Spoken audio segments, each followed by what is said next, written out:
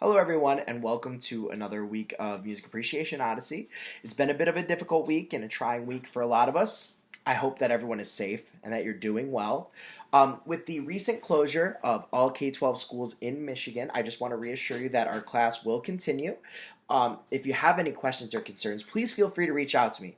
I am here to help. I'm going to continue checking my email regularly throughout the day. I'm going to continue checking my SLP messages.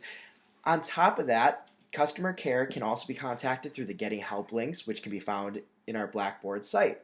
Last week I talked about the travel logs, which are such important assignments. You're going to have 2 of them per unit for units 4, 5, 6, 7, and 8. So it's really important that you are understanding them and that you're also doing your best work possible. Now, I just want to further clarify some of what I talked about last week and tell you what I'm looking for. For part 1, I'm looking for you to tell me the important events that happened culturally.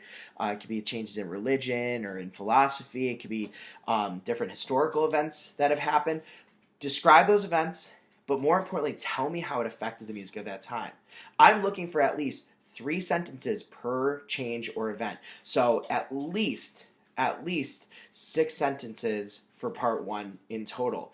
Then for part 2, you're going to tell me any changes in technology that occurred, any new inventions. Once again, tie it back to music, please. So make sure that you're telling me specifically how those changes affected the music. Don't just say broadly, oh, transportation affected all of life. How did the increased transportation affect the music of that specific time period?